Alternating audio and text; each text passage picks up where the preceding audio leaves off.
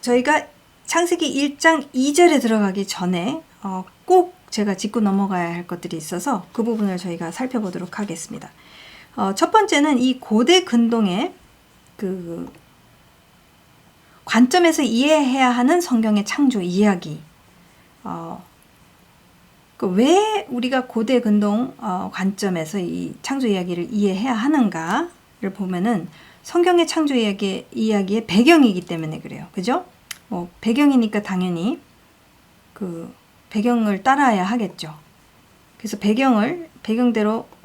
배경이 이제 고대 근동이기 때문에 그렇다라는 건 너무나도 당연한 이유고, 근데 이 메소포타미아, 바벨론, 이집트 문명, 또 가나안 사회가 이제 이 전체 고대 근동 사회들인데요.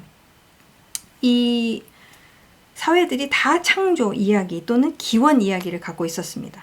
잘 아시죠? 이제 창조 신화라고 우리가 이야기할 수도 있는데, 그러니까 이것을 어느 정도는 아는 것이 중요한데 이것을 지금 여러분들과 세미나하면서 나눌 수는 없고요.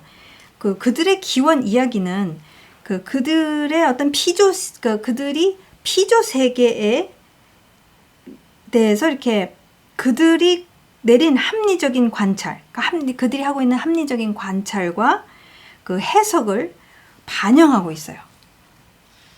이해가 되시죠? 그러니까 그들이 갖고 있는 기원 이야기에 어떤 역할이 있다라는 거예요. 그래서 그 사람들은 피조 세계를 이렇게 보면서 합리적으로 관찰한 것들이 있어요. 쭉 관찰해온, 시간이 지나면서 쭉 관찰해온 그런 것들이 있고, 예를 들어서 해가 동에서 뜨는데 서로 진다, 이런 것들을 관찰했다는 거죠.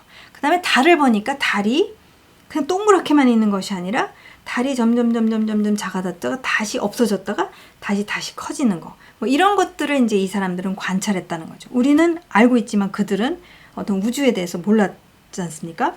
그래서 어떤 합리적인 관찰을 하면서 그 다음에 해석을 하기 시작해요. 이것에 대해서 해석을 할 수밖에 없어요. 이게 왜 일어나는 것인지, 뭘 뜻하는 것인지, 너무 두려운 것들이에요. 모르기 때문에, 무지한 것들이 있기 때문에. 그래서 이 사람들이 갖고 있는 기원 이야기의 역할이 있는데 그것이 다음과 같습니다.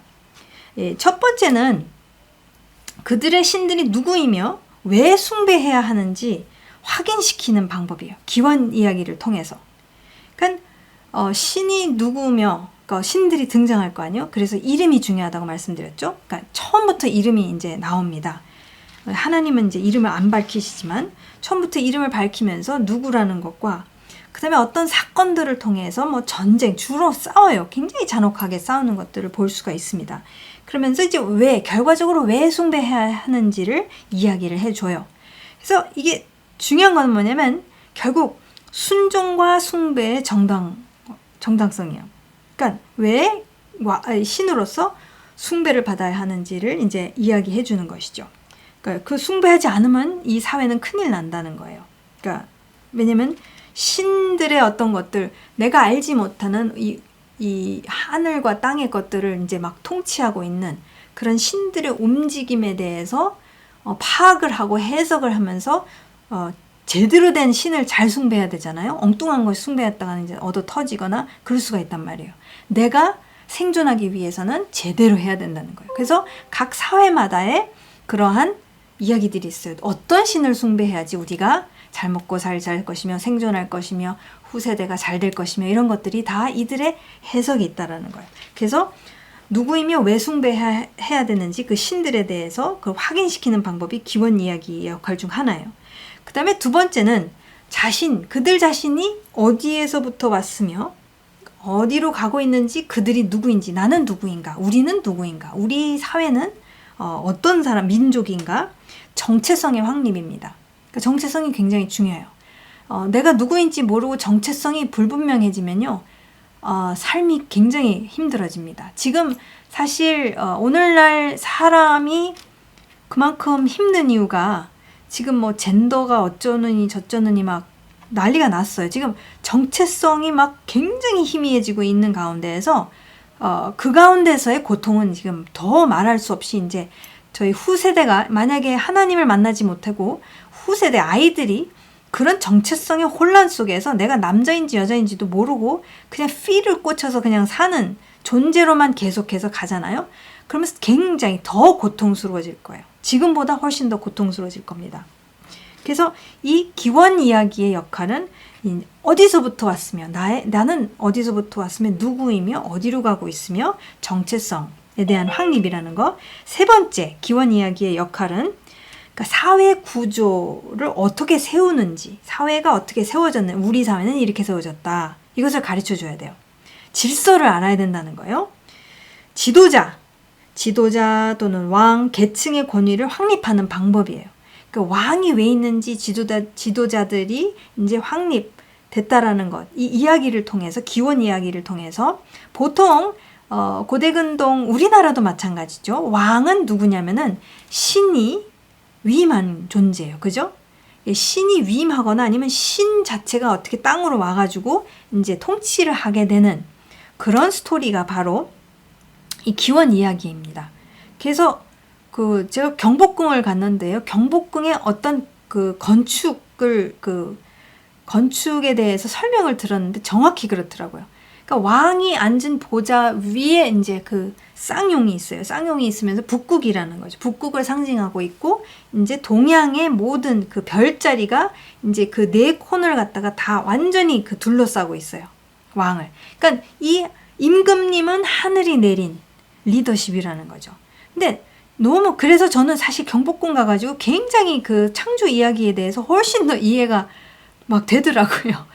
이 당시 사람들은 우리도 불과 조선 왕조 500년이잖아요. 그러니까 불과 지금 막 몇백 년 전만 해도 이미 그런 사고를 갖고 있었는데 이제 현대화되면서 이게 확 바뀐 거죠. 과학적이 되어버렸다는 거예요. 그래서 이제 이 사회의 구조와 왕은 어떤 존재이며 이런 스토리를 갖고 있는 것이 바로 이 기원 이야기입니다. 창조 이야기라는 거죠. 그러니까 우리 사회는 어떻는지를 알려준다는 거죠. 그 다음에 네 번째가 기원 이야기의 역할. 네 번째는 사회에 대한 지도자 왕의 책임이 무엇인지 정의를 내리고 구체적으로 설명하는 방법입니다. 그러니까 왕은 이러이러해야 된다라는 것을 이 기원 이야기, 창조 이야기를 통해서 말해주는 것이죠. 백성에게. 그래서 바르고 선하고 좋은 통치가 우주 질서를 유지하는 데 미치는 영향에 대해서 이야기합니다. 그러니까 이 사람들이요, 꼭 알고 싶었던 것은 이 카오스가 제일 두려운 거예요. 혼돈이라는 것은 사회를 망쳐놓기 때문에, 그러니까 갈등이 있지 않습니까? 항상 아비 세대와 자녀 세대의 이 갈등, 충돌을 통해서 카오스, 혼돈이 일어나는 경우가 거의 다 그래요. 우리나라도 지금 그렇죠. 지금 그렇지만 과거에도 다 그렇습니다. 항상 이 아비 세대와 자녀 세대 간의 갈등이 늘 있다라는 거예요. 이 자녀들은 항상 진보적인 어떤 뭔가 바꿔보고 싶어, 새롭게 해보고 싶은 거, 그 다음에 아비 세대는 항상 안정, 그리고 이건 다 해본 거고 우리 조상이 가르쳐준 거니까 이건 지켜야 돼, 이렇게 나가는 것. 늘 그런 것에 대한 갈등이 이제 있다는 거예요. 인류 사회는 다 그렇다라는 거예요. 근데 그 안에서 기원 이야기가 얘기해주는 것은 바르고 선하고 좋은 통치가 결국 이 우주 질서를 유지한다는 거예요. 그래서 그러면 우리 사회는 어떻게 해야지 이 질서가 유지되고 카오스로 안 돌아가느냐, 이 혼돈에 돌아가는 것. 왜냐면 상당히 많은, 거의 다라고 볼 수 있죠. 이 고대 근동의 기원 이야기를 보게 되면 모든 것이 혼돈에서 그러니까 혼돈이 꼭 들어가 있어요. 혼돈에 이 요소가 들어가 있는 가운데서 혼돈이 있다가 이제 팍 전쟁이 일어나고 터지고 하면서 쫙 질서가 생기는 게 기원 이야기. 그러면서 왕이 있고 신들이 있고 신 중에서도 다 계층이 있어요. 사람도 계층이 다 있어요. 그러면서 이 사회 질서가 딱 나오는 거라는 거죠. 그래서 이 사회에 대한 위협을 식별할 줄 알아야 되는 것. 그게 왕의 책임, 지도자의 책임이에요. 그러니까 사회에 뭐가 어떤 것들이 사회 질서를 위협하나, 그런 것들에 대해서 통치자는 알아야 된다는 거. 그 다음에 나의 사회가 기원 전에 어떤 우주적 혼돈으로 돌아가지 않도록, 그런 혼돈의 상태로 가면 안 되는 거예요. 왕이 해야 될 책임은 무엇이냐면 모든 것을 질서를 유지해야 되는 것이 이 지도자의 역할이라는 거죠. 책임이라는 거죠. 그래서 이러한 것을 여러분 봤었을 때에 사실 성경의 창조 이야기도 굉장히 비슷한 것들을 이야기해주고 있다는 거예요. 우리가 이것을 알고 있으면은 성경의 창조 이야기를 쭉 읽어 나갈 때에 지금 고대 근동의 이러한 것들이 이들이 갖고 있는 어떤 기원 이야기가 하는 역할에서 어떻게 사고하고 생각하는지 이런 것들을 갖다가 알려주고 있잖아요. 교육이잖아요. 교육.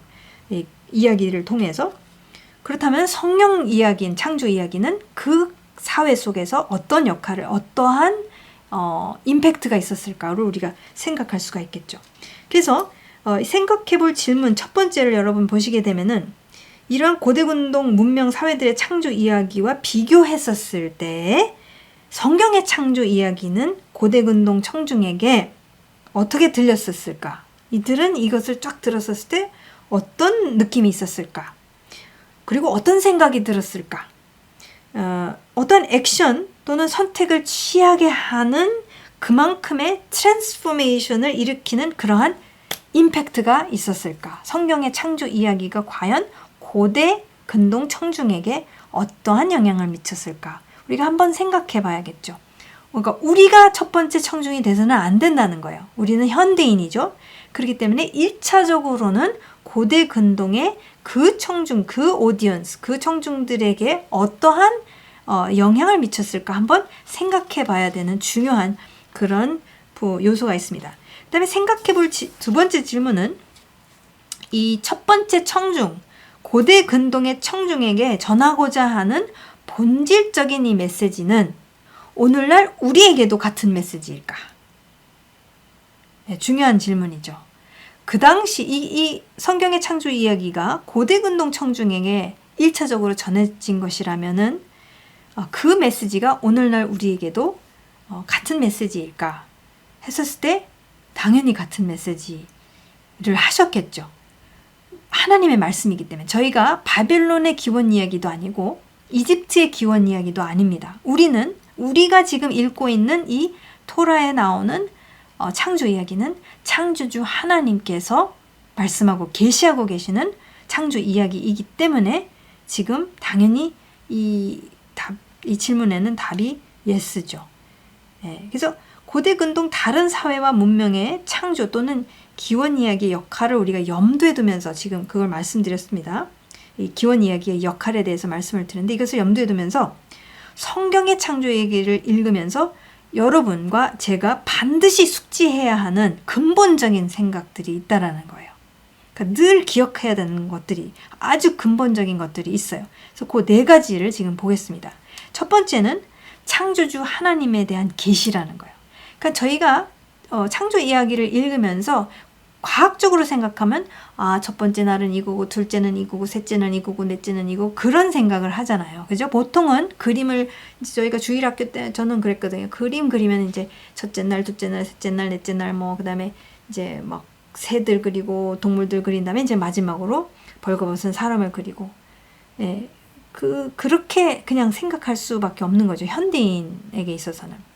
그러나 이 기원 이야기의 역할을 지금 방금 나눴지 않습니까? 그래서 그런 것을 염두에 두면서 사실 늘 우리가 기억해야 되는 것은 창조주 하나님에 대한 계시가 있다라는 거예요. 하나님은 지금 당신을 알리기 위해서 지금 저희한테 이 말씀을 주신 거예요. 가르침을 주신 거예요. 그래서 어떻게 보셔야 되냐면 하나님이 무엇을 어떻게 하시는지 그 액션 있죠. 하나님께서 무엇을 어떻게 하시는지를 통해 하나님이 누구인지를 가르쳐 주신다는 거예요. 그냥 저희한테 그냥 입시 시험을 위해서 수능을 위해서 달달달달달 그냥 외우는 게 아니라는 거예요. 답은 이거야. 정답은 이거기 때문에 답은 이거고 그게 지금 그 포인트가 아니라 하나님께서는 이벤트, 창조라는 이벤트, 출애굽이라는 이벤트, 노아의 홍수라는 이벤트의 역사 속에서 시간 속에서의 이벤트를 통해서 하나님께서 어떤 액션을 취하시며 무엇을 어떻게 행하시는지를 통해서 당신의 속성, 당신이 어떤 분이신지를 가르쳐 주신다는 거예요. 그것을 저희가 보는 것이 굉장히 중요해요. 그 스토리를 쭉 읽어가시면서 지금 그 하나님, 창조주 하나님에 대한 지금 가르쳐 주시는 바가 무엇인가? 그분의 속성이 지금 무엇인가? 그분은 누구신가에 대해서 이렇게 그 염두에 두면서 이제 말씀을 읽는 것이 굉장히 중요합니다. 그것을 알았었을 때 하나님의 속성은 이렇구나 라는 것을 알았었을 때에 그분의 속성에 따른 삶의 방식을 저희가 알아갈 수가 있어요. 그분의 속성을 알게 되면은 그분의 속성에 따른 삶의 방식도 우리가 알아가요. 라이프스타일 제가 말씀드렸잖아요. 이렇게 사는 거. 이게 굉장히 중요하다고. 하늘에서 이루어진 것 같이 땅에서도 이루어지다. 그것을 우리가 하나님의 속성, 하나님이 어떤 분이신지를 알면 알수록 우리의 라이프스타일이 그것에 따라가기 시작한다는 거죠.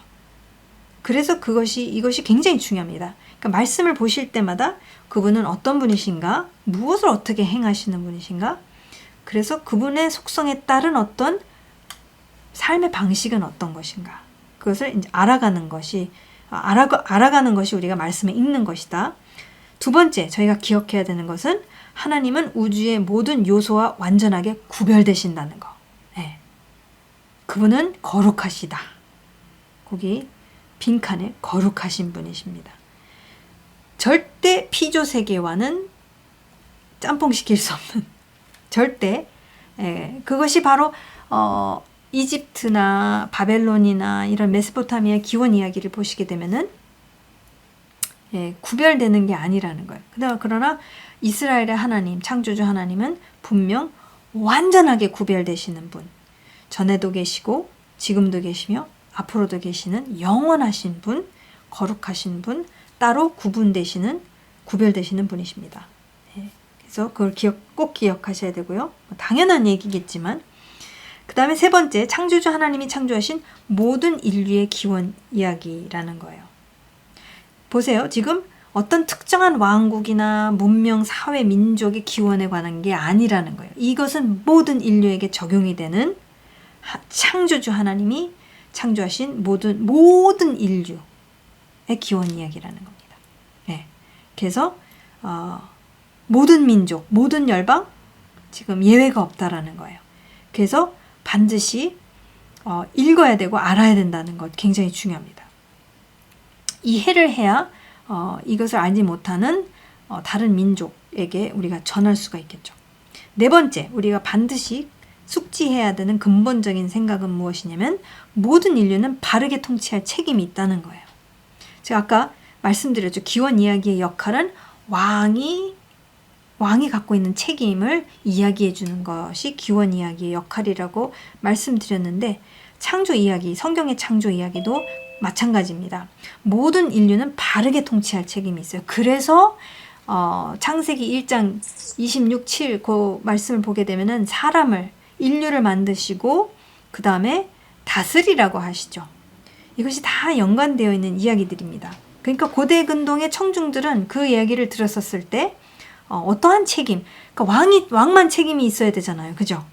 왜냐하면 고대 근동의 사회들은 왕에 대한 이야기예요. 그냥 서민들에 대한 이야기가 아니고 신들이 싸워서 어떻게 해서 왕을 세워서 왕이 지도자로서 어떤 책임을 갖고 있고 귀족들은 어떤 책임을 갖고 있는가가 바로 다른 사회, 고대 근동의 다른 사회가 갖고 있는 기원 이야기의 그런 포인트인데, 하나님, 창조주 하나님, 이스라엘의 하나님의 기원 이야기, 창조 이야기는 모든 인류, 내가 갖고 있는 책임이 무엇인가, 그 책임에 대해서 지금 분명하게 말씀하고 계신다는 겁니다.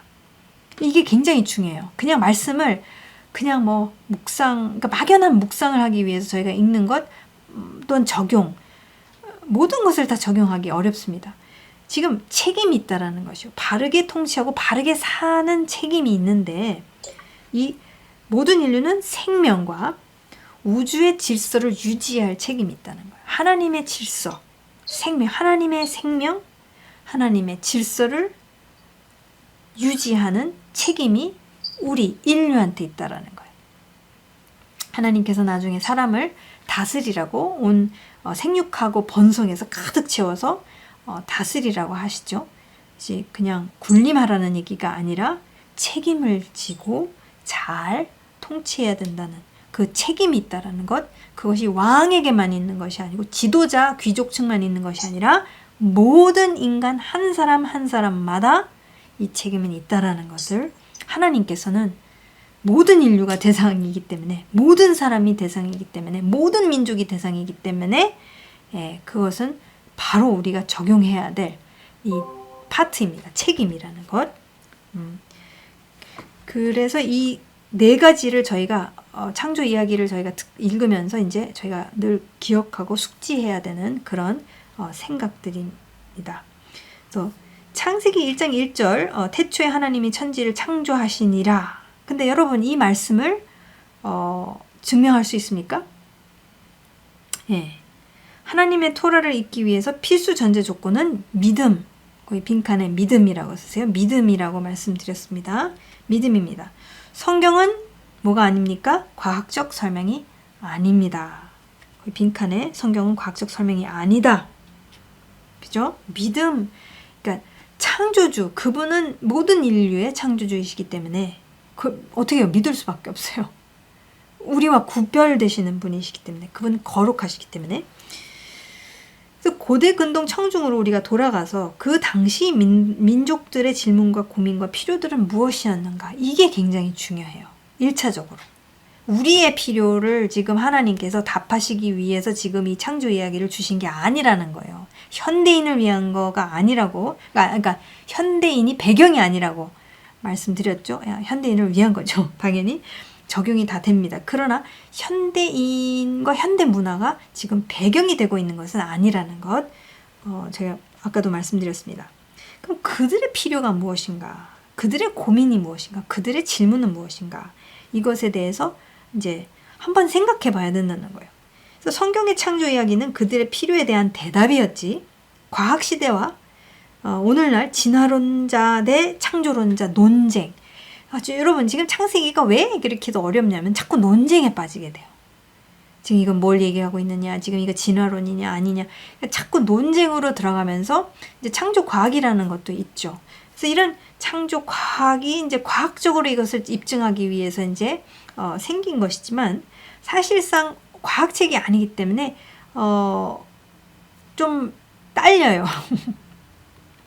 그래서 늘 논쟁이 있다라는 거예요. 근데 지금 이 논쟁을 위해서 지금 하나님께서 논쟁에 대답하시려고, 논쟁에 해답을 주시기 위해서 지금 이 말씀을 주고 계시는 게 아니라는 거라는 거죠. 현대인의 질문들에 대한 대답이 아니라는 겁니다. 그래서 이거는 굉장히 중요합니다. 그래서 믿음, 그러니까 진화론도 사실 믿음이라고 지난주에 말씀드렸죠. 이것도 신앙 필요합니다. 진화론을 믿기 위해서도 굉장한 신앙이 필요하고, 끊임없는 지금 막 발굴을 하고자 막 애를 쓰고 있잖아요. 그걸 어떻게든지 입증하려고. 근데 여러분 지금 뭐 빌리언즈 전에 일어난 일을 어떻게 알겠어요? 누가 그 자리에 있었습니까? 아무도 없었거든요. 그럼 믿어야 돼요. 그랬다고, 그랬을 것이다 라는 것을 믿는 길밖에 없다라는 거죠. 마찬가지라는 거예요. 어차피 이것은 다 어떤 기원에 대한 것은 지금 신앙이 들어가는 것이기 때문에 마찬가지라는 거죠. 우리도 결국에는 이것을 믿고 있다는 것에 대해서 부끄러워할 것 없고, 우리가 그렇다고 뭐 지적으로 뭐 떨어지느냐 덜 떨어지느냐 그것도 아니라는 거죠. 지금. 자, 그래서 그 다음 보는 부분은 그 성경의 창조 이야기를 연구하면서 나에게 적용할 것들을 저희가 보도록 하겠습니다. 그러니까 나에게 적용할 것들이 있어요. 그러니까 이 창조 이야기를 통해서. 그래서 이것을 보고 그 다음에 저희가 오늘 창세기 1장 2절 말씀으로 들어가겠습니다. 첫 번째, 나 자신에게 적용할 것들. 이게 굉장히 중요하죠. 왜냐면은 모든 인류에게 주시는, 모든 인류를 창조하신 것에 대한 그런 기원 이야기이기 때문에 바르게 통치할 책임은 각자에게 다 있다라는 거 말씀드렸죠. 그래서 어떻게 적용할 것인가. 첫 번째, 믿음을 진리에 두는 것을 선택하기. 믿음을 진리에 두는 것을 선택하기. 여러분, 신앙을 엉뚱한 데다가 두면은 고통을 당합니다. 왜? 거짓을 따라가면 고통을 당하게 되어 있어요. 네. 조던 피터슨이라는 지금 오늘날 굉장히 유명한 임상 정신 뭐라고 해야 되죠? 클리니컬 사이콜로지스트인데요. 영어로 하면은 그분이 이렇게 이야기를 합니다. 고통에 대한 해독은 진리라는 말을 해요. 저는 100% 동의가 되더라고요. 진짜 고민을 쭉 해보면서 우리가 거짓을 따라서 살 때는 너무 고통스러워요. 나도 속이죠. 남도 속이죠. 지금 속이는 거 여러분 피노키오 아시잖아요. 속이면서 산다라는 거 계속해서 이거를 머리를 굴려가면서 이걸 어떻게 해서든지 막 맞춰가야 되는 거. 와, 그거 고통스럽습니다. 계속 그렇게 해서 살면은 내가 누군지조차 결국은 잊어버리게 돼요. 그래서 정체성이 어떤지조차 잃어버리게 되는 것은 정말 그것은 죽음이나 마찬가지예요. 그래서 믿음을 진리에 두는 것을 선택하는 것. 이것이 굉장히 중요합니다. 진리를 알지니 진리가 너희를 자유케 하리라. 그래서 빗나가는 거짓에 근거한 신념은 버리기. 다른 말로 하자면 빗나가는 정말 인생 빗나가가지고 고생 지질이 막 하게 하는 그러한 이런 거짓에 근거한 어떤 신념들이 있어요. 본토 친척 아비집의 것들이 여기에 가득 차 있다라는 거예요. 그렇게 컸으니까. 본토 친척 아비집의 것들로 그게 마치 사실이고 그게 진짜인 양 자꾸 살 때 그때 이제 막 어려움이 일어나잖아요. 그때 이제 막 신앙이 잘 가다가 도루묵되고 막 그런 느낌이 오잖아요.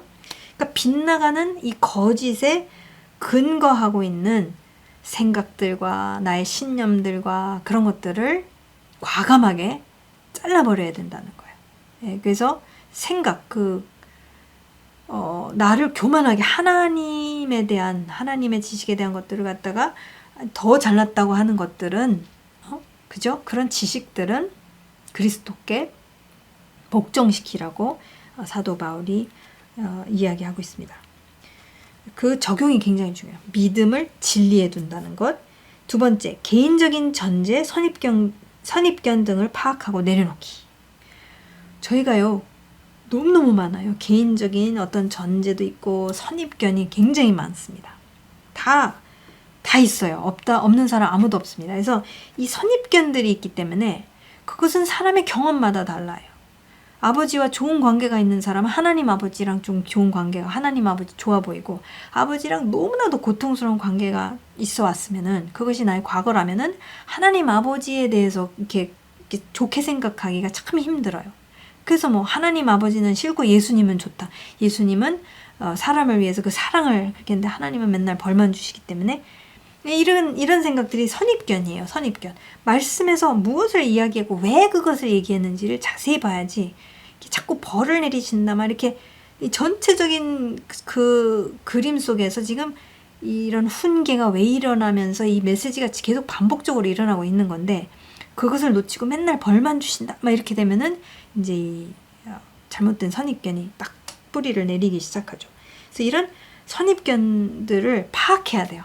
그러니까 성령님 그것을 보여주세요 라고 기도를 하실 때 그것을 하나님께서 보여주십니다.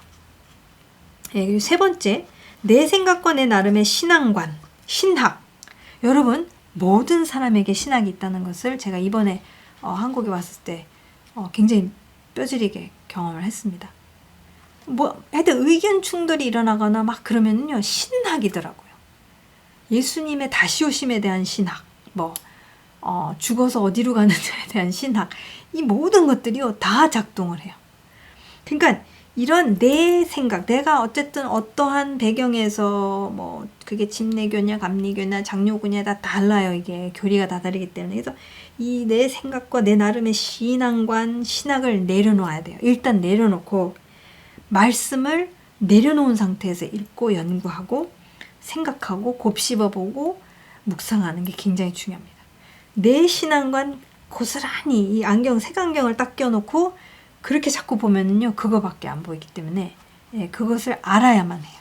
그래서 그것을 내려놓는 것, 파악하고 내려놓는 것 굉장히 중요합니다. 그래서 이게요, 보이지 않아요. 하나님은 보이지 않는 그런 분이시기 때문에 이 살아계신 창조주를 하나님이라면 이러이러한 분이어야 돼. 또 이렇게 저렇게 하셔야 돼. 나 같으면 이렇게 하겠어. 나 같으면 나 안 같으시잖아요. 천만다행히. 이게 벌써 내가 말하는 것을 내가 생각하는 것을 다시 한번 브레이크를 걸고 다시 한번 곱씹어 봐야 된다는 거예요. 하나님이라면 이렇게 해야 되는 거 아니야? 아니, 내가 이만큼 했는데 그럼 이렇게 하시는 거지. 아니, 왜 지금 그렇게 안 되는 거야? 야, 그건 좀 너무했다. 이런 생각들 있잖아요. 말로 표현은 안 하더라도 이렇게 막 생각에 스쳐가는 것도 되게 많거든요, 사실은. 유대인들에게 있어서 가장 큰 게 뭐냐면, 어떻게 홀로코스트가, 나치가 그렇게 지금 600만을 갖다 유대인이라는 이유 하나로 지금 말살을 하고 있는데 어떻게 그것을 그냥 보고만 계실 수 있습니까? 여러분, 이 질문은 이게 상당히 차원 높은 질문이에요. 막 600만이에요. 600만. 저희는 일이 조금 안 되거나 막 시험 들거나, 그러니까 이런 것들을 자세히 봐야 돼. 내 안에서 부대끼는 것들, 이런 것들에 대해서 딱 캐치를 해야 된다는 거예요. 캐치를 하고 내려놔야 된다는 거예요. 그러니까 내 나름대로의 내가복음, 그런 내 나름대로의 어떤 미리 정해놓은 어떤 관념들이 있어요. 몰라요, 내가 그러고 있는지도. 그러나 다 있습니다. 그렇게 되면 하나님 제한을 시키는 거예요. 그러니까 제한받지 않으시는 거룩하신, 우리와 구별되시는 하나님이신데, 그런 분을 이래야 되는 거 아니야, 저래야 되는 거 아니야, 근데 이건 이런 건데, 이런 어떤 정해놓고 그 박스 안에다가 하나님을 자꾸 끼워 넣으려고 이렇게 하면은 이제 거기에서 무리가 온다는 거죠. 시험 들어요. 그렇게 하시면은 시험 듭니다. 그렇게 해서 보면은 안 된다라는 거죠. 그러니까 그분의 창조 이야기를 통해 하나님은 어떻게 당신이 누구인지를 밝혀내실지에 대한 경외심이에요.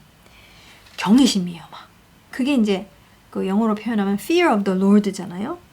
그러니까 하나님을 경외하는 것이 지혜의 근본이라고 잠언에서 말하죠.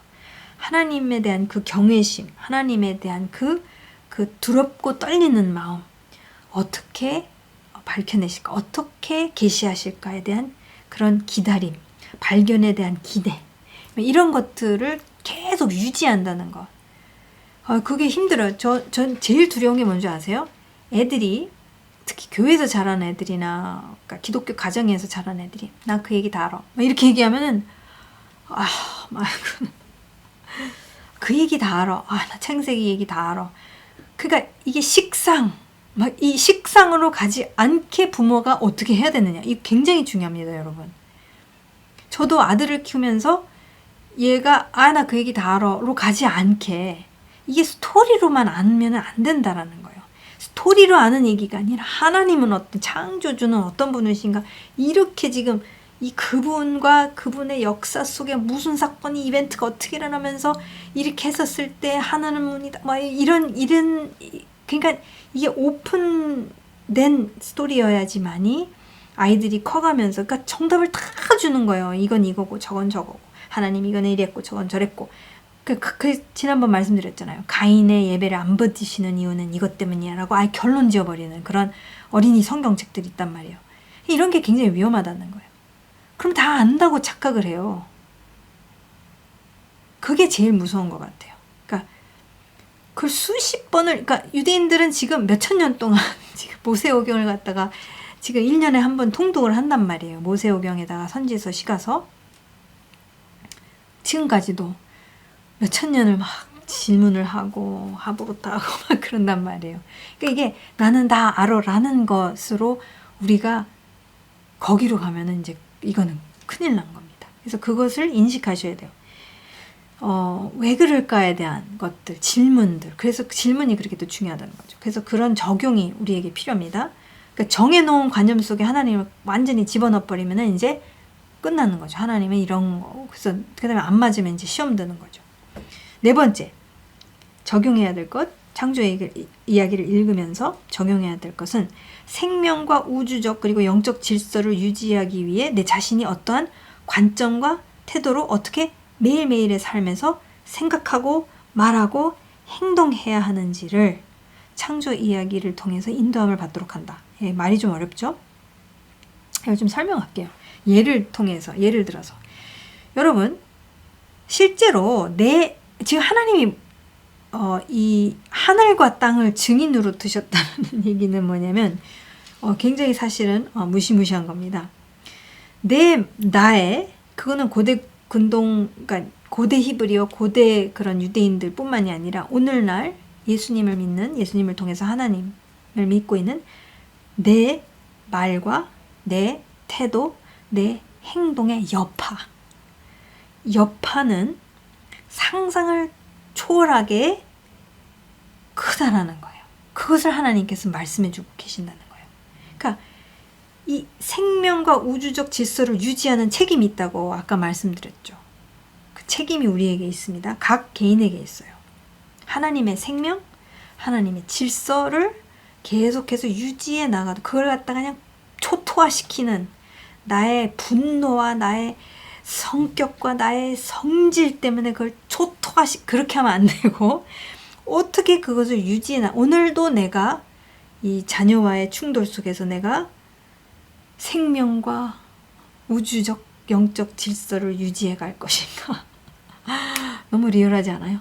그러니까 이것을 어떠한 관점과 태도로 매일매일의 삶에서 내가 생각하고 말하고 행동해야지 되나. 이것을 창조 이야기가 우리한테 얘기해주고 있다는 겁니다.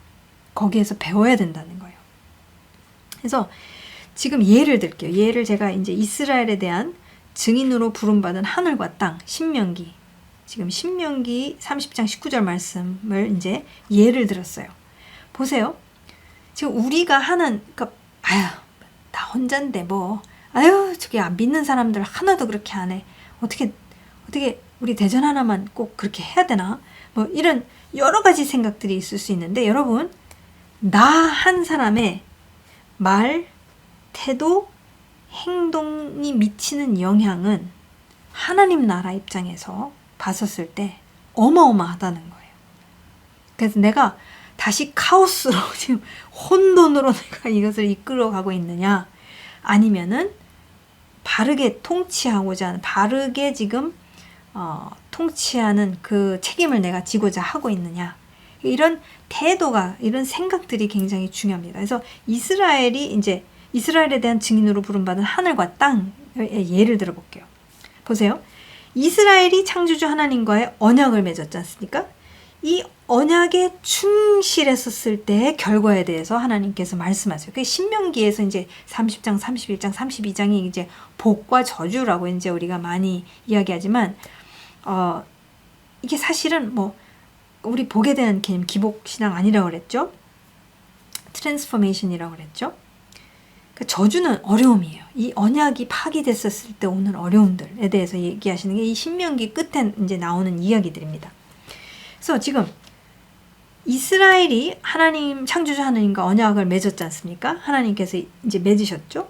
이 언약 관계에서 충실했었을 때에 나오는 결과가 뭐냐면, 하늘은 비를 내릴 것이고 땅은 번성하며 모든 피조물 사이에 생명과 화평과 조화가 있을 거다라고 하나님께서 말씀하신다는 거예요.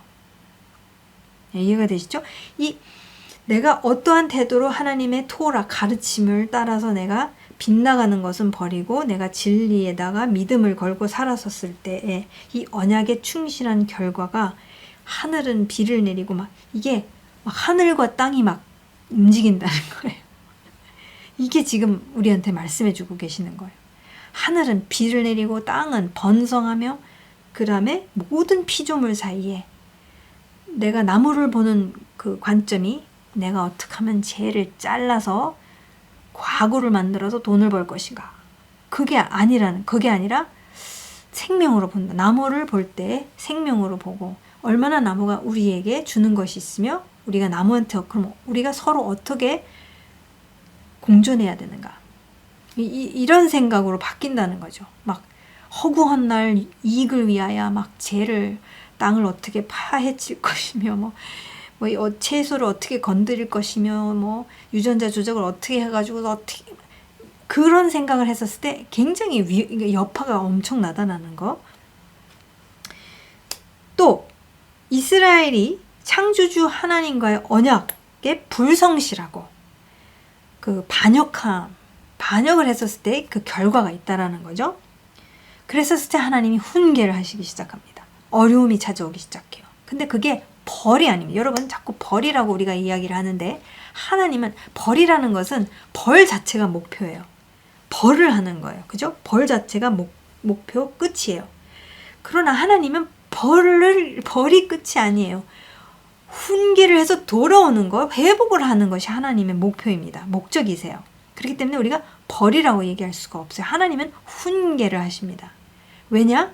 회개하고 돌아오고 회복이 되기를 원하시기 때문이에요. 그래서 이 반역과 불성실함에 대한 결과가 이제 하늘이 비를 안 내리기 시작하죠. 땅이, 그러니까 지금 번성해야 되는 땅이 비가 안 오니까 그 가시와 가시덤불이 막 나오기 시작하죠. 완전 피폐해지죠. 황폐해지죠. 그러니까 그런 결과들이 그런 나의 움직임을 통해서 내가 어떻게 사느냐, 언약 백성으로서 내가 어떻게 사느냐에 따라서 그 언약의 어떤 결과, 언약을 내가 성실하게 지켰었을 때, 지키는 라이프스타일로 살았었을 때의 결과, 하늘이 움직이고 땅이 움직이고 생명력이 확 움직이고 서로 보는 관점이 달라지는 거죠. 그러나 불성실하고 언약에 대해서 언약을 파기하고 불성실하고 우상 숭배하고 형제를 미워하고 막 그렇게 되죠. 반역하기 시작하죠. 그 결과는 훈계로 시작하셔서 하나님이 이게 계속해서 안 돌아오면은, 회개가 안 이루어지면은 멸망과 황폐함까지 간다는 거예요. 그래서 이제 땅에서 쫓아내시죠. 그래서 포로로 끌려가게 되죠. 그 일을 하신다라는 거예요. 그러니까 그게 결과가 이 땅과 하늘에서 움직인다는 거예요. 우리 증인이기 때문에 지금 우리가 어떻게 사느냐에 따라서 피조 세계가 막 움직이는 것을 지금 말하고 있다는 거예요. 그만큼 여파가 크다는 거예요. 그래서 그것을 내가 하는 행동 하나 별거 아니야 라고 생각할 수 없다라는 거예요. 네, 기억하셔야 됩니다. 그러니까 지속적으로 언약을 파기하는 불성실한 생각과 삶의 결과가 무엇이냐, 이게 중요합니다. 지속적으로 언약을 파기하는 어떤 거짓의 근거에서 내가 생각하고 말하고 나는 안 되는 사람이야 이렇고 저렇고 다른 사람도 그렇게 보고 나를 괴롭히고 남도 괴롭히고 그게 계속 되잖아요. 그러면은 땅의 성막에 부패와 오염이 일어났지만 더 나아가 여러분 이것은 말씀에서 나오고 있어요. 하늘의 성막에 부패와 오염이 일어납니다. 하늘의 성막이 있다고 말씀드렸죠. 땅의 성막을 모세가 그대로 그 청사진을 보고 만들었다고 말씀드렸죠. 바로 이거예요. 이 상태에서 하나님이 불로 임하시는 것을 우리가 레위기 9장에서 보게 되죠. 이러한 가운데서 우리가 언약 백성으로서 하나님의 백성으로서 계속 거짓된 것으로 그것을 차단시키거나 잘라내지 않고 계속 그것을 고집하고선 나는 내 MBTI는 ESTJ야 절대 변할 수 없어. 나는 담즙질이 그거 있잖아요. 왜 여러 가지 난 이렇기 때문에 할 수 없어. 사람은 안 변해. 그 얘기 믿는 분들한테 제가 너무 많이 들었어요.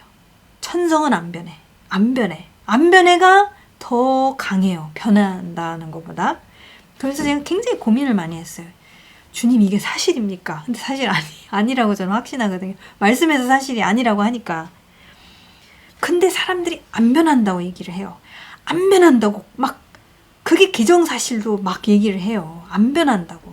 80 노인이 돼도 안 변한다. 80 노인이 되면 더 막 그 성질이 나온. 그랬을 때 그럼 예수님 왜 믿는가 막 그런 생각도 하고 전 고민 많이 됐어요. 근데 여러분 이게요. 하늘에 있는 지금 여기도 지금 오염이 되고 있잖아요. 그러니까 여러분 그 구약에서 왜 그렇게 제사장들이 피를 뿌렸는지 아세요? 피를 계속 뿌려요. 그걸 정결케 하는 거예요. 피를 뿌리는 것은 우리도 땅에서 만들어진 존재잖아요. 우리도 예수 그리스도 보혈을 마시라고 하시잖아요. 먹으라고 하시잖아요. 보세요. 지금 우리도 땅에서 온 존재에서 정결케 되는 거잖아요. 계속해서 제사장이 그 그 재단이 다 흙으로 만들어졌거나 아니면 이제 저 뜰에 있는 돌을 가져다가, 깎지 않는 돌이죠. 그 만든 게 재단이란 말이에요. 그 재단에서 계속 피를 붓고 뭐 이게 바르고 하는 모든 행위가 사실 정결케 하는 거예요. 왜? 오염이 됐고 더럽혀졌기 때문에 하나님께서 그 안에 계시기가 못 계세요. 거기에 그 불은 있는데 너무 그러니까 이게 계속 오염이 되는 거예요. 우리의 어떤 고집과 우리의 그 머릿속에 그냥 본토 친척 아비집의 것들이 채운 상태에서 계속 그것을 고집하잖아요. 안 변해. 절대 변할 수 없어. 이게 계속 됐잖아요. 그러니까 그게 그러한 어떤 내가 그냥 신앙이잖아요. 그에 대해서 확신을 갖고 있는 믿음, 그걸 계속 살면은 이게 어디까지 그 오염이 전염이 되냐면 결국 땅에 있는 성막, 땅에 있는 하나님의 집을 오염시키고 부패를 시키는 거, 나아가 하늘에 있는 성막까지. 그래서 히브리서에서 보면은 예수님이 그분의 보혈로 단번에 하늘에 있는 성막, 오염되고 부패된 하늘의 성막, 우리 죄로 우리의 고집으로 우리의 거짓된 생각들로 인해서 그렇게 된 것을 단번에 씻으셨다라는 얘기를 이제 우리가 히브리서에서 보게 됩니다. 거기까지 가지는 않을 텐데요. 어쨌든 이게 여파가 크다는 거예요. 그러니까 우리는 뭐 아무도 안 보기는요. 지금 막 하늘과 땅에다가 증인이 되고 있고 하나님이 지금 내 안에 계시고 내가 하나님 안에 있잖아요. 안 보이는 것 뿐이지. 근데 보일 거거든요. 점점 이렇게 살다 보면 하나님이 보이기 시작할 거라고 저는 확신하거든요. 그렇기 때문에 우리가 어떻게 살아야 되는가, 그것이 적용이라는 거예요. 그러니까 적용이 뭐냐면은 지금 창조 이야기를 통해서 지금 하나님의 형상을 입은 인간이 살아야 하는 책임이 있다. 그러니까 우리는 책임지고 바르게 통치해야 된다는. 예. 그러지 않았었을 때에 일어나는 피조 세계를 향해서, 그리고 서로를 향해서 나 자신한테 하는 이 어마어마한 미치는 영향이 굉장히 크다는 것. 눈에 보이지 않는다 할지라도 그게 기정사실입니다. 말씀이 그렇게 얘기하고 있기 때문에. 그럼 다른 말로 하자면은 아까 이스라엘에 대해서, 언약에 대해서 충실하면은, 그러면은 번성 생육하고 번성 생명력, 기쁨의 그 능력이 막 쏟아져 나가고 흘러나가고 막 그렇다는 거예요. 그러니까 그게 어떻게 우리가 라이프스타일, 어떻게 우리가 내가 누구인지를, 하나님이 누구시고 내가 누구이며 하늘에서 이루어진 것 같이 땅에서도 이루어지다, 이것을 살았었을 때의 그 라이프스타일이 사라졌었을 때에, 그랬었을 때에 생명력이 나가는 거고, 그렇지 않아 빗나가는 상태에서 계속 머물게 되면 지금 미치는 영향이 크다라는 것을 기억하세요. 그러니까 나 혼자인데 뭐 이렇게 얘기할 수 없다는 겁니다. 창조 이야기가 모든 인류, 모든 사람에게 바른 통치를 하도록 책임을 지금 말하고 있습니다. 그래서 꼭 기억하시고요. 그래서 그 부분 지금까지 우리가 창조 이야기를 읽으면서 가져야 되는, 적용하는 아주 본질적인 부분이죠. 하나님에 대한 계시나 이런 것들 본질적인 부분을 지금까지 살펴보았습니다. 그래서 이 노트는 여러분들이 창세기를 쭉 읽으면서, 창조 이야기를 읽어나가면서 계속 염두에 둘 수 있도록 보시고 또 보시는 것이 좋을 것 같습니다. 자, 드디어 창세기 1장 2절로 들어가겠는데요. 그래서 והארץ הייתה תוהו ובוהו וחושך על פני תהום ורוח אלוהים מרחפת על פני המים. 이것이 이제 창세기 1장 2절이에요. 그래서 세 수로 나뉘어집니다. 그래서 제가 그 B에 보면은 호셰흐, 그 KH 발음을 넣었잖아요. 그거는 흐 발음입니다. 히브리어에 이게 강한 흐가 있고 또 약한 흐가 있어요. 근데 어쨌든 호셰흐예요. 호셰흐. 알프네이 테홈 루아흐, 그러니까 성령님 또는 하나님의 영 했을 때 이게 루아흐가 됩니다. 루아흐 엘로힘 메라 헤페트, 페트가 아니라 F예요. F 발음. 알프네이 하마임. 그래서 오늘은 이 A 부분, 땅은 혼돈하고 공허하며 흑암이 깊은 얼굴 위에 있고 하나님의 영은 물의 얼굴 수면 위에 운행하시니라를 갖다가 저희가 A 부분, 땅은 혼돈하고 공허하며를 이제 오늘 보도록 하겠습니다. 근데 여러분, 좀 지금 우리가 과학적인 마인드를 갖고 있는 현대인이지 않습니까? 그러면 물어봐야 될 게 뭐냐면, 땅은 혼돈하고 공허하며 했었을 때 저희가 순서로 봐야 되잖아요. 언제 뭐를 만드셨으면. 그럼 땅은 언제 만드셨냐는 거죠. 그죠? 땅은 언제 창조되었는가? 라는 질문을 저희가 사실 현대인으로서는 해야 되는데 이 과학적 접근을 하고 계시는 게 아니라고 말씀을 드렸죠. 지금 하나님의 포인트는 지금 과학적 순서대로 뭐가 먼저 생겼다라는 것을 말씀하시는 게 아니라는 거죠. 지금 뭐를 그런 말씀하시는 건가를 우리가 이제 생각해 봐야 돼요. 네, 그래서 창세기 1장 2절의 첫 번째 부분이죠. 이 땅은 혼돈하고 공허하며. 그러니까 이 부분을 듣고 있는 이 고대 근동 청중들이 이제 그 듣고 있을 구전 문화죠. 이제 막 글로 적혀져 있는 게 아니에요. 막 얘기를 누가 스토리텔링을 하고 있어요. 그래서 그때 이 청중들이 듣고 있으면서 지금 땅은 혼돈하고 공허하며 했었을 때 이들이 이렇게 된다는 거예요.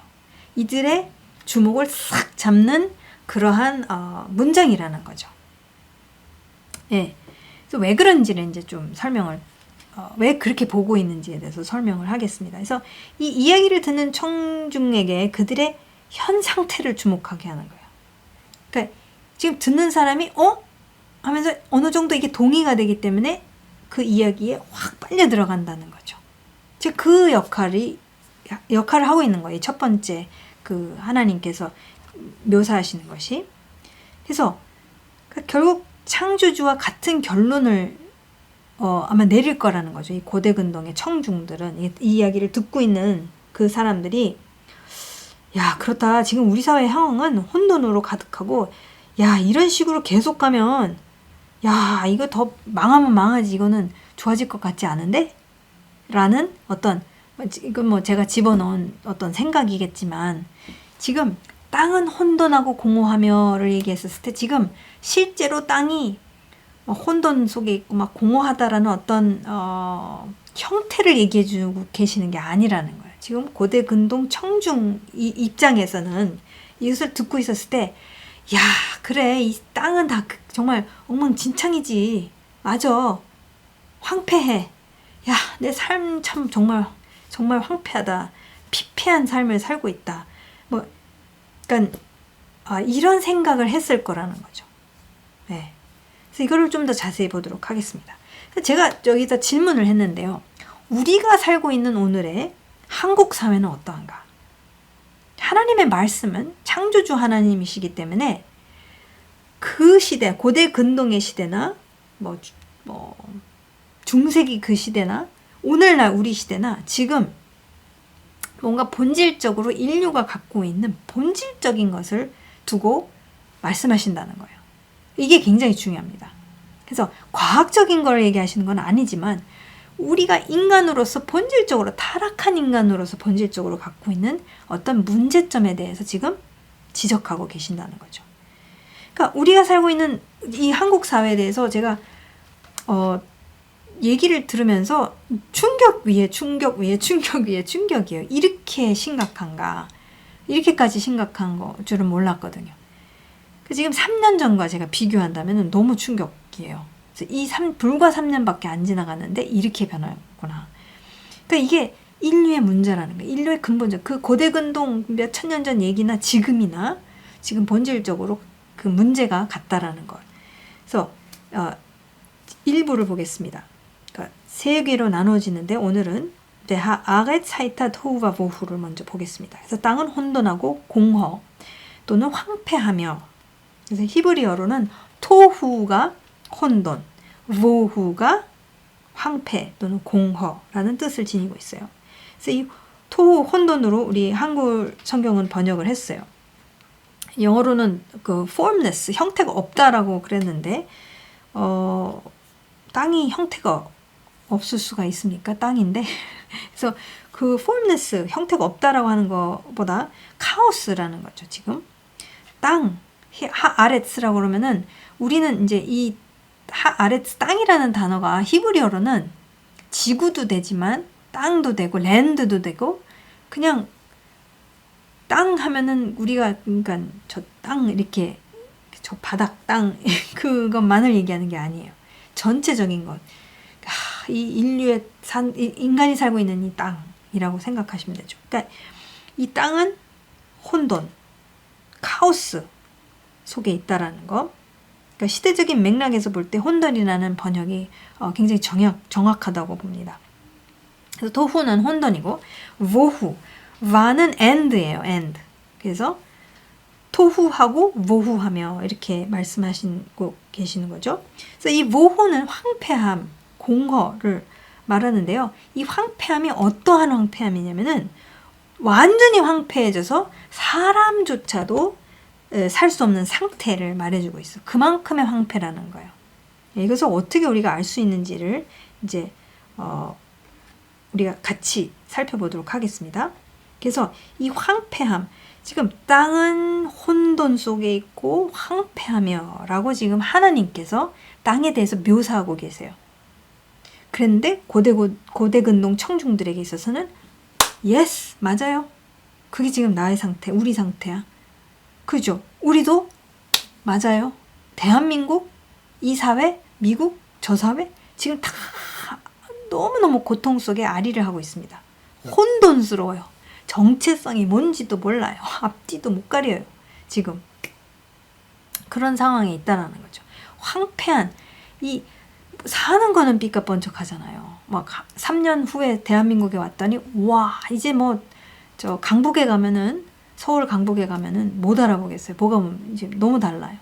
하여튼 뭐 어디를 지나가면은 여기가 어디지? 한국 옛날의 한국이 아니라는 거죠. 그러니까 알아보기가 힘들어요. 그러니까 문명 어떤 테크놀로지 면에서 보자면은 황폐가 아니죠. 그러나 인간으로서는 너무 황폐해져 가고 있다는 건 맞다라는 거예요. 그건 너무 현실입니다. 그죠? 그래서 이것을 좀 보는데 지금 계속 말씀드리는 것은 성경 과학책 아니라는 거죠. 그렇다면 지금 창조주께서 주님이 여기서 뜻하시는 토후바보후의 의미가 무엇인지를 우리가 캐치를 해야겠죠. 이해를 해야겠죠. 굉장히 중요합니다. 그래서 성경을 공부하는 데 있어서 여러분 중요한 방법 중 하나는 성경 안에서 이 힌트나 답을 찾는 것이에요. 그 성경 다른 곳에서 토후바보후를 토후바보후가 거의 이것도 쌍으로 움직여요. 예, 많이 나오지는 않는데 그렇기 때문에 중요해요. 그래서 저희가 그러면 성경에서 이 토후바보후라는 표현이 또 나오는 데가 있는가 해서 이제 서치를 하면은 나와요. 예? 그래서 이 사용한 경우가 있는가. 그러니까 토후바보후뿐만이 아니라 여러분 뭐 예를 들어서 하늘과 땅, 제가 그거 서치했거든요. 하늘과 땅 보니까 항상 거의 이게 쌍으로 나오더라고요. 커플로 이렇게 나오고 토후바보후도 거의 커플로 이렇게 나오는 것을 볼 수가 있어요. 그래서 저희가 성경의 다른 본문이 그러니까 이 표현을 쓰는 다른 본문을 저희가 가서 보면서 그러면서 저희가 어느 정도 하나님께서 정의를 어떻게 내리시고 계시는가 토후바보후에 대해서 어떠한 정의를 지금 이 전체적인 성경이 다 틀릴 수가 그러니까 앞뒤가 안 맞으면 안 되잖아요. 그죠? 하나님이 절대 그렇게 움직이지 않으시거든. 지금 다 일맥상통하게 뭐가 이제 흐름이 있는데 그러면 나중에 이 토후바보후를 사용하셨을 때 어떤 의미를 갖고 있는지를 우리가 보면 그 의미를 그 정의를 갖고 우리가 이 창세기 1장 2절에도 적용을 할 수 있다는 거죠. 이해가 되시죠? 그래서 제가 세 군데 말씀을 살펴보았는데 그래서 여러분 시간 관계로 이것을 쭉 읽어보세요. 제가 배경까지도 다 드렸습니다. 그래서 이사야서 45장 18절 19절에 이 토후바보후라는 표현이 나와요. 그래서 배경을 45장 1절에서 1절, 4절, 5절, 6절, 12절을 이제 배경으로 드렸는데 그거는 여러분들이 직접 보세요. 지금 이 상태가 어떤 상황이냐면 고레스가 등장합니다. 여러분 고레스가 누구죠? 페르시아 왕국, 페르시아 제국의 황제 그런 탑 리더급이 이제 고레스 왕이죠. 고레스 왕이 어떤 일을 했습니까? 이스라엘 백성이 포로로 끌려간 상태에서 바벨론에 끌려갔지만 이제 왕국이 바뀌고 제국이 바뀌면서 이제 페르시아까지 갔었을 때 페르시아의 황제인 고레스가 칙령을 내려서 이스라엘 백성이 다시 돌아가고 성전을 다시 재건하는 거나 이 모든 것에 이제 펀드를 대주는 것이, 대준 그 장본인이 고레스이죠. 그래서 이 고레스에 대해서 이제 언급이 나옵니다. 이 이사야서 45장에 보면은 굉장히 놀라워요. 근데 중요한 것은 이제 지금 시간이 없기 때문에 18절에서부터 보겠습니다. 하늘을 창조하신 주, 땅을 창조하시고 조성하신 하나님, 땅을 견고하게 하신 분이 말씀하신다. 그분은 땅을 혼돈하게 창조하신 것이 아니라 사람이 살 수 있게 만드신 분이다. 아까 사람이 살 수 없는 게 모호라고 말씀드렸죠. 황폐함. 그러니까 황폐하게 만들지 않으셨다는 거예요. 그죠? 지금 토후하고 모호가 같이 가는 것을 우리가 볼 수 있어요. 그분은 땅을 혼돈하게 창조하신 것이 아니라 사람이 살 수 있게 만드신 분이다. 나는 주다. 나밖에 다른 신은 없다. 나는 어두운 땅에서 은밀하게 말하지 않았으며 야곱의 자손에게 나를 혼돈에서 찾아라, 토후에서 찾아라 하지도 않았다. 나 주는 의를 말하고 바른 것을 알린다. 라고 하시면서 쭉 20절에서부터 또 23절까지 쭉 읽으면은 계속해서 그냥 20절에서부터 23절 쭉 읽을게요. 이방 나라에서 살아남은 자들아 모여오너라. 다 함께 가까이 오너라. 나무 우상을 들고 다니는 자들과 구원하지도 못하는 신에게 기도하는 자들은 무지한 자들이라. 21절 너희는 아비를 말하고 진술하여 보아라. 함께 의논하여 보아라. 누가 이로부터 이 일을 들려주었으며 누가 이전부터 이 일을 알려주었느냐. 나 주가 아니고 누구냐. 나밖에 다른 신은 없다. 나는 공의와 구원을 베푸는 하나님이니 나밖에 다른 신은 없다. 땅 끝에 있는 모든 사람들아 모두 나에게 돌아와서 구원을 받아라. 내가 하나님이며 나밖에 다른 신은 없기 때문이다. 23절 내가 나를 두고 맹세한다. 나의 입에서 공의로운 말이 나갔고 그 말이 되돌아오지는 않는다. 모두가 내 앞에 무릎을 꿇을 것이다. 모두가 나에게 충성을 맹세할 것이다. 아멘.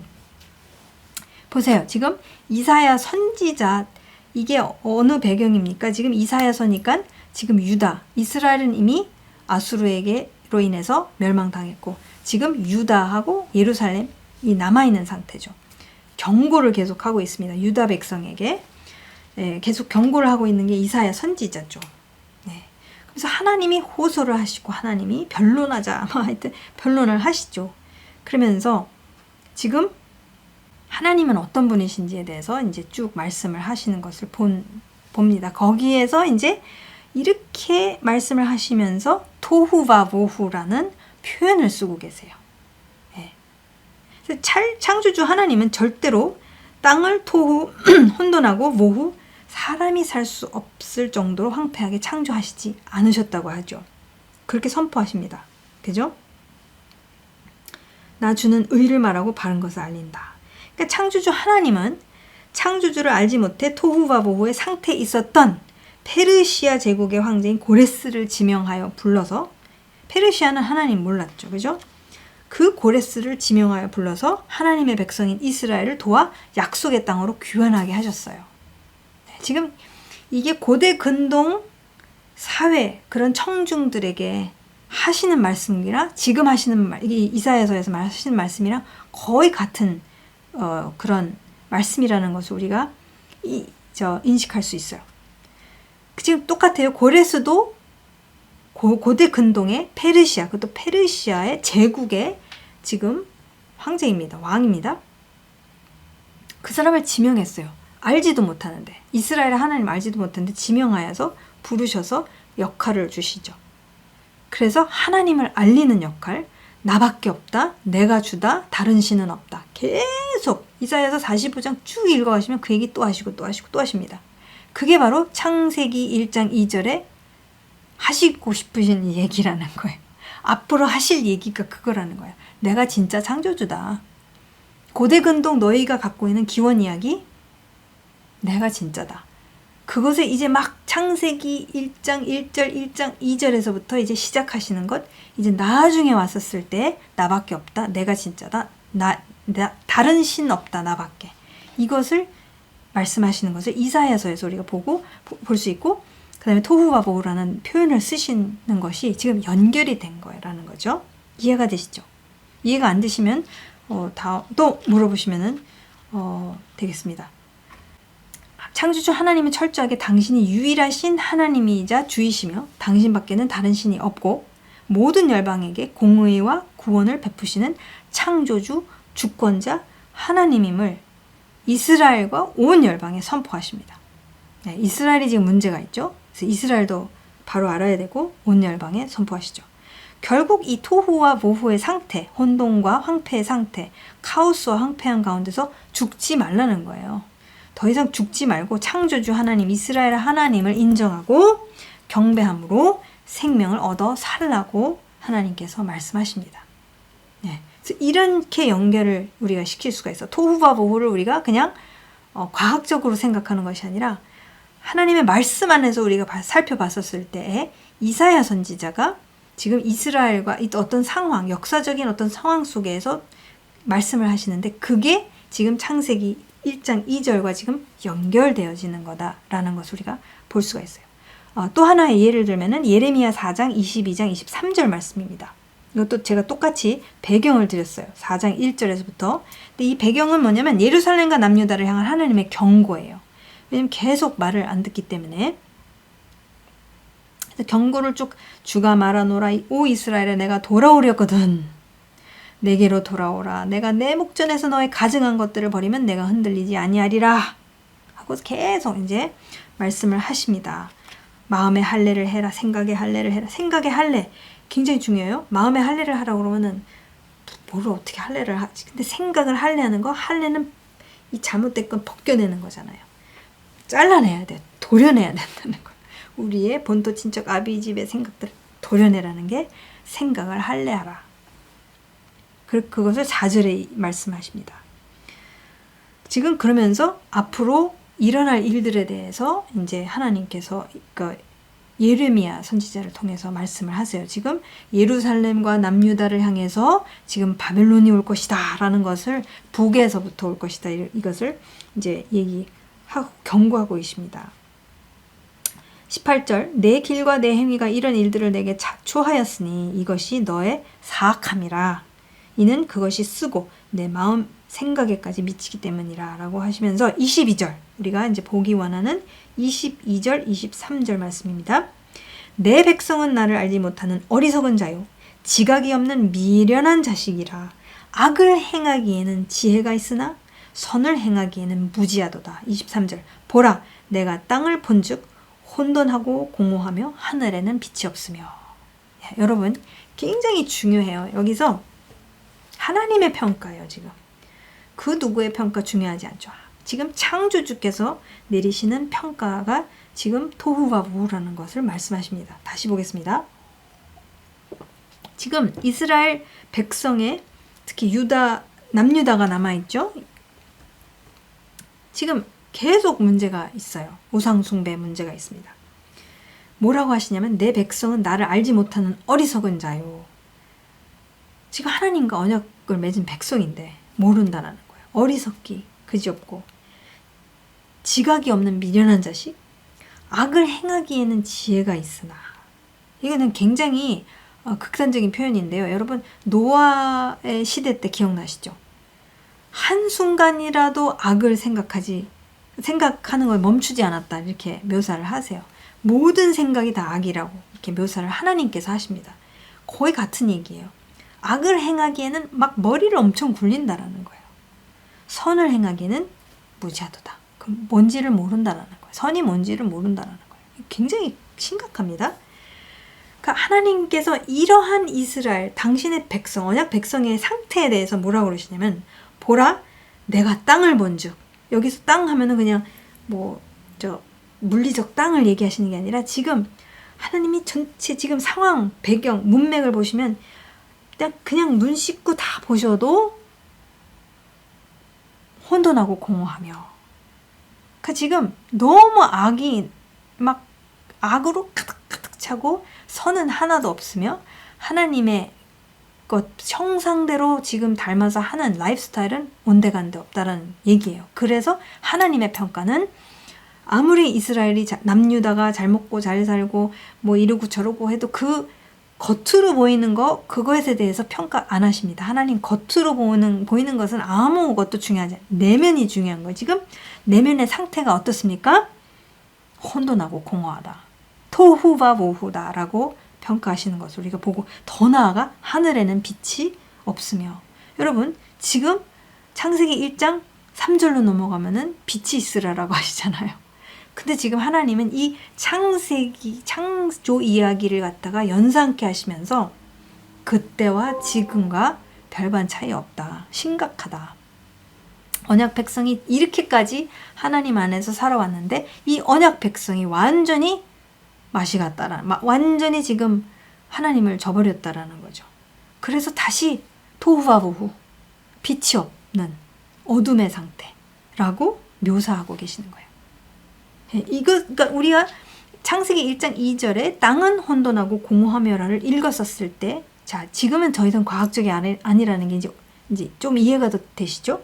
지금 이 이사야서 말씀과 예레미야서 말씀을 보시면서 이 토후바보후의 역할, 하나님의 평가에 대해서 우리가 쭉 살펴봤습니다. 근데 지금 1장 2절의 일부, 지금 1장 2절에서 나오는 말씀과 지금 이 예레미야서에서 말씀이 지금 상태는 똑같은 거예요. 시대는 한참 지났지만 근데 문제는 뭐냐면 지금 하나님의 언약 백성이 토후바보후라는 거죠. 지금 하나님의 언약 백성을 통해서 온 열방이 이스라엘과 온 열방이 토후바보후에서 나오는 거잖아요. 계시의 말씀을 통해서 나오는 것이 하나님의 목적인데 큰일 난 거예요. 지금 하나님의 언약 백성이 하나님과의 언약 관계의 삶, 라이프스타일 온데간데 사라져버리고 악만 생각하고 악을 행하기에는 지혜를 갖다가 막 머리를 엄청 굴리는 그러한 너무나도 슬픈 상황까지 갔다는 거죠. 그랬었을 때 다시 땅을 본즉 하나님께서 땅을 본즉 토후바보후하고 하늘에는 빛이 없으며 라고 결론을 내리시는 것을 우리가 볼 수가 있어요. 그러니까 예레미야에서 4장 22절, 23절 말씀이 굉장히 큰 힌트가 되고 있고요. 마지막으로 이사야서 34장 11절에서 13절 말씀. 이것은 모든 민족과 특히 에돔을 향한 하나님의 경고입니다. 그래서 이 부분은 이제 여러분 직접 읽어보세요. 시간이 없는 관계로 지금 10시입니다. 그래서 그 말씀을 읽어보세요. 지금 여기서 묘사하시는 것은 너무 황폐한 상태가, 그러니까 완전히 초토화가 되어서 하나님의 진노가 막 임하셔서 초토화가 되어서 지금 누가 그 땅에서 살고 있느냐면은 사람이 살아야 되는 거죠. 지금 모후가 황폐함이죠. 하나님은 황폐하게 창조하시지 않으셨습니다. 사람이 살도록 가장 아름답고 가장 풍성하게 만드신 분이 하나님이신데 지금 황폐함이에요. 그럼 황폐했을 때 어떤 일이 일어나느냐? 11절. 그러나 펠리칸과 고슴도치가 그것을 차지하며 부엉이와 까마귀가 거기에 거할 것이라. 주께서 그 땅 에돔 위에 혼란의 줄과 공허의 추를 토후와 모후를 내미시리라. 12절. 거기에는 왕이라 부를 통치자들이 없을 것이며 귀인도 없겠고 그 모든 고관들도 전무하리라. 완전 초토화된 상태예요. 제가 말씀드렸죠. 기원 이야기의 역할은 이 사회의 구조에 대해서 지금 사회 구조가 다 날아가 버렸어요. 초토화가 됐어요. 지금 사람이 살 수가 없는 동물들만 사는 엉겅퀴가 사는 그렇게 완전히 덮쳐버리는 그런 황폐함까지 갔다는 거죠. 13절. 그 궁들에는 가시들이 자라며 그 요새는 쐐기풀과 엉겅퀴만 자랄 것이요. 그것은 승냥이 오늘 자칼이죠. 승냥이의 굴이 되며 다저들의 처소가 될 것이라. 묘사하시는 거예요. 황폐함이 그러니까 그것을 토후바보후라는 표현을 쓰시면서 이제 이 혼돈과 황폐함을 갖다가 이런 식으로 주님께서 묘사하시면서 특히 아까 본 이사야서 말씀과 예레미야서 말씀이 이제 창세기 1장 2절과 연결하셔서 이제 말씀하시는 것을 우리가 볼 수 있습니다. 지금 참 놀라워요. 창조주 하나님께서 인류를 창조하시면서 인류에게 위임하신 명령이 있으시죠. 창세기 1장 28절을 보시게 되면 하나님이 그들에게 복을 주시며 하나님이 그들에게 이르시되 생육하고 번성하여 땅에 충만하라. 땅을 정복하라. 바다의 물고기와 하늘의 새와 땅에 움직이는 모든 생물을 다스리라 하시니라. 그게 저희가 갖고 있는 책임이라는 거죠. 모든 사람이 갖고 있는 책임, 바른 통치를 하는 책임인데 그런데 하나님을 저버리고 대적하게 되면 결국 창조 이야기에서 지적하시는 그대로 결과적으로는 하나님이 없는 타락한 인류 사회의 토후바보후로 돌아가는 거예요. 혼돈과 황폐한 상태가 될 수밖에 없다고 하나님께서 말씀하십니다. 네. 하나님을 저버리면 토후바보후, 하나님이 없어서 토후바보후로 시작되잖아요. 지금 땅은 혼돈하고 공허하며 하나님이 없는 인류, 타락한 인류가 지금까지 쭉 살아온 그 인류, 왜 그러느냐, 왜 땅이 혼돈하고 공허하지 않냐를 이제부터 설명하실 거거든요. 이 지구, 너희 인간이, 인류가 사는 여러 문명, 위대하다고 얘기하지만 그 문명 혼돈하고 황폐하다, 공허하다. 그것이 창조주의 평가라는 거죠. 그래서 이제부터 계시하신다는 거죠. 이제부터 돌아오라. 진짜 창조주가 나다. 너의 기원 이야기 아니다.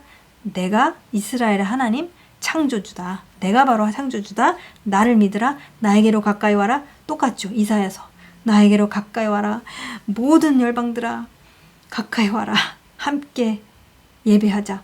이게 하나님의 계속되는 그 목적이 무엇입니까? 결국에는 모든 열방을 다시 회복하기 원하시는 그리로 이제 가시는 거죠. 그래서 지금 이 토후바보후를 이렇게 우리가 다른 말씀을 보면서 우리가 이사야서 말씀과 특별히 예레미야서 4장 22절 23절 말씀을 통해서 우리가 살펴보았습니다. 그래서 다시 한번 강조하지만 성경은 과학책이 아니죠. 과학적 설명을 목적으로 두고 있지 않습니다. 그래서 땅은 혼돈하고 공허하며 했었을 때 어떤 옛날 옛적에 물리적으로 그런 상태였다. 그 얘기는 아니라는 거죠. 지금 인류가 하나님이 없는 타락한 하나님을 완전히 메모리에서 그냥 잃어버린 인류가 어떤 모습인가? 토후바보후다라고 하나님께서 평가하시는 것입니다. 그래서 이 창조주 하나님은 계시의 말씀을 통해 지금 창조주를 저버리고 하나님을 메모리에서 지워버린 인류의 상태를 묘사하고 계십니다. 그게 바로 창세기 1장 2절 일부 땅은 혼돈하고 공허하며를 이제 묘사하십니다. 이 이야기를 시대적으로 처음 들었던 고대 근동 청중과 그들의 사회의 형태였고 지금 이 계시의 말씀을 연구하고 있는 우리와 현대 사회도 변함없이 똑같은 상태예요. 이 대한민국 사회도 토후바보후라는 거예요. 네. 우리가 이 상황에서 우리는 어떻게 살 것인가 굉장히 중요하죠. 라이프 스타일이 중요하죠. 이 타락한 인류는 그때나 지금이나 창조주 하나님 앞에서 본질적으로 똑같은 문제를 갖고 있습니다. 하나님을 대적하는 똑같은 문제라는 거예요. 창조주 하나님은 이것을 정확하게 지금 짚고 시작하셔요. 짚고 이제 당신을 계시하시기 시작하는 거죠. והארץ הייתה 토후바보후라고 하시면서 이제 하나님께서 2절 이제 나머지 부분을 저희가 살펴보면서 지금 쫙 이제 뭐가 흐름에 있어서 변화가 일어나는 것을 우리가 이제 살펴보도록 하겠습니다. 그래서 마지막으로 중요한 전제의 빈칸이 있죠. 자, 창세기 1장 2절 일부에서 창조주 하나님은 이미 타락한 지 오래돼요. 여러분, 다시 한번 말씀드릴게요.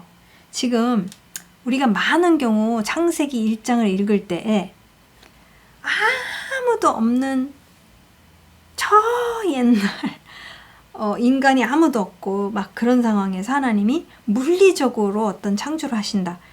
그렇게도 볼 수 있지만 근데 지금 하나님은 지금 뭔가 계시를 하시잖아요. 태초에 하면서 계시를 시작하십니다. 그래서 지금 사실 하나님은 이미 타락한 지 오래되어서 창조주에 대한 메모리가 사라졌어요. 인류한테 있어서는. 막 완전히 메모리가 사라진 인류. 여러분 아브라함도 이방인인 거 아시죠? 메소포타미아 이방인이었어요. 하나님이 이스라엘을 시작하셨습니다. 하나님이 히브리인들을 시작하셨어요. 그 민족을 세우신 분은 하나님이세요.